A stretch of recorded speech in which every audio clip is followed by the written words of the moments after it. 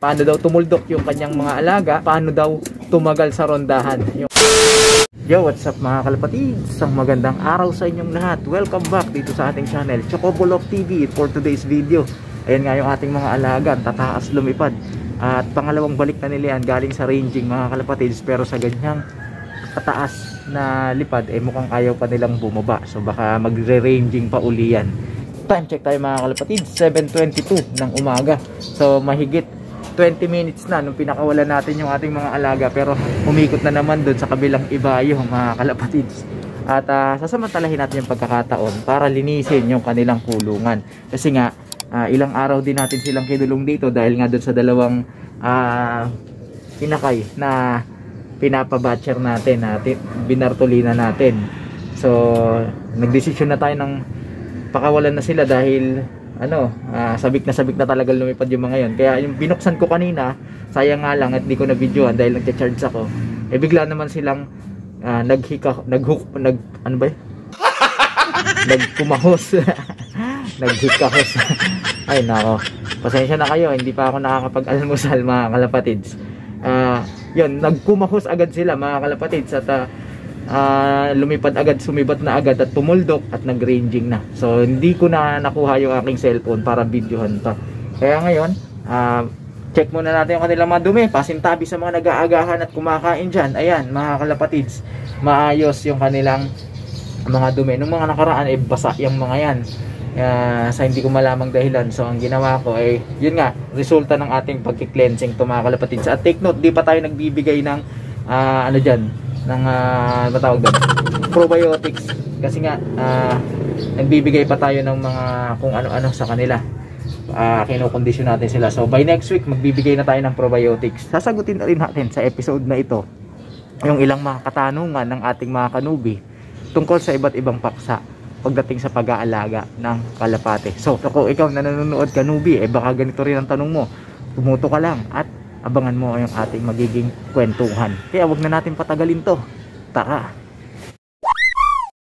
Pagsasabayin na nga natin yung dalawang katanungan ni Sir Dominic at ni Sir Poserico, sapagkat yung kasagutan dyan halos magkatugma lang o magkaugnay lang. So yung kay Sir Dominic paano daw tumuldok yung kanyang mga alaga sa liparan, at yung kay Sir Poserico paano daw tumagal sa rondahan yung kanyang mga alagang kalapate.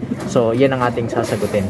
Meanwhile, habang naglilinis nga tayo, sasagutan natin ang ilang mga katanungan ng ating mga kanubi. Pero disclaimer lang, hindi tayo eksperto, hindi tayo henyo, at hindi tayo veteranong pansir. Sinasagot lang natin ang mga katanungan batay sa ating mga karanasan at mga kaalamang natutunan, resulta ng ating pagsusumikap na umunlad sa larangan ng pag-aalaga. May iba't ibang mga pamamaraan o sistema, at lahat naman ng yan ay effective.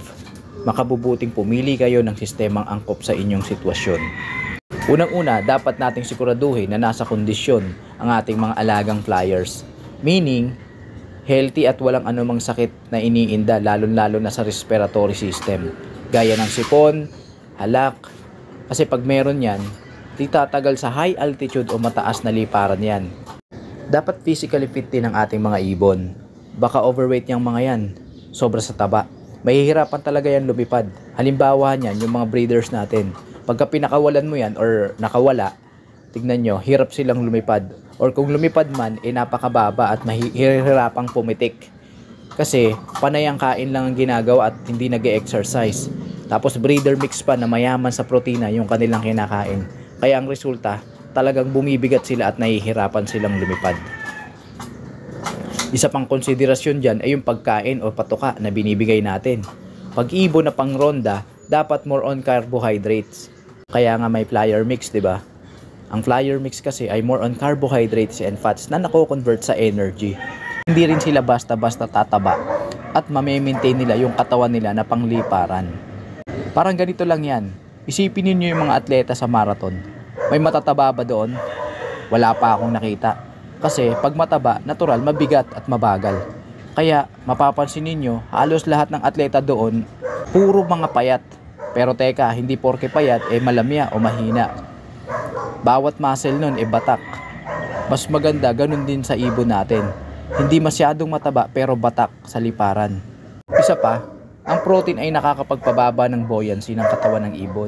Samantalang ang carbohydrates ay nakakapagpataas ng buoyancy. Teka, ano pa yung buoyancy na pinagsasabi mo? Ito yung upward na puwersa o yung upward force mula sa hangin at tubig na nagpapalutang sa mga bagay. Gumagamit niyan yung barko at saka yung mga eroplano. So sa madaling salita, yan yung nagpapalutang sa mga bagay. Mababang buoyancy ng ibon ay katumbas ng sobrang effort na kailangan niyang gawin sa paglipad para ma-maintain niya ang paglutang, kaya mabilis mapagod. Sa kabilang banda, mataas na buoyancy naman, less effort ang ibon sa paglipad. Konting kampay lang, aangat agad at kusang lulutang. Dito pumapasok ang kinalaman ng feather quality. Yung mga veteran fancier, tumitingin yan sa quality ng feather o balahibo ng kalapate.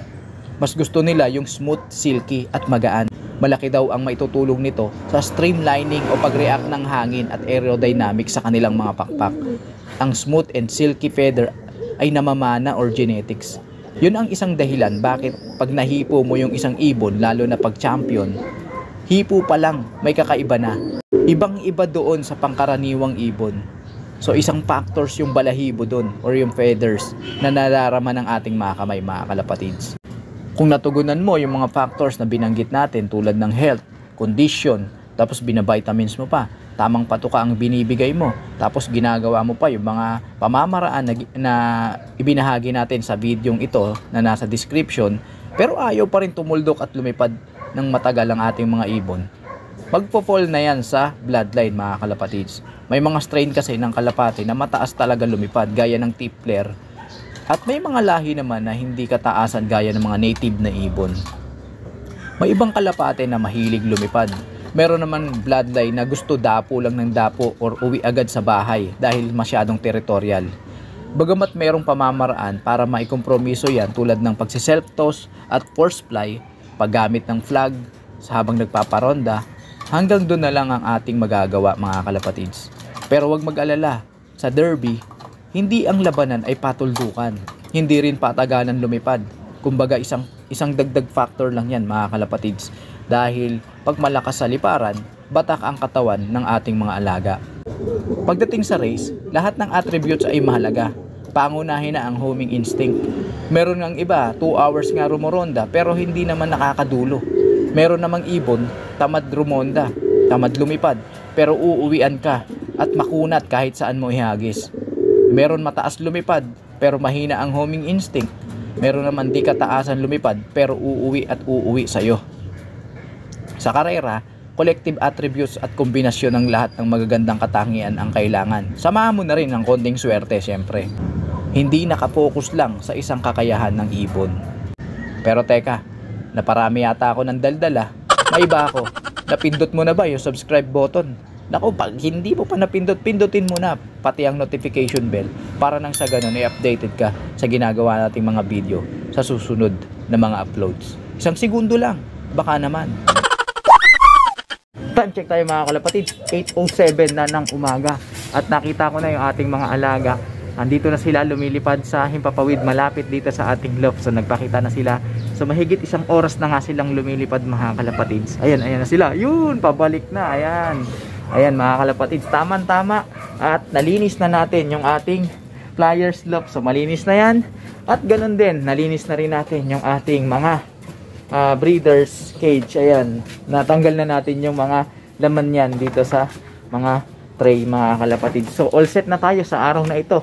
At siguro hindi na natin sila hihintayin. Mamaya ko pa yung pakakainin na 8:30 ng umaga at gagayak na rin tayo dahil mayroon tayong trabaho para sa araw na ito. Kaya dyan na muna natin tatapusin yung ating vlog sa araw na ito at sana may natutunan kayo sa ating mga ginawang kwentuhan.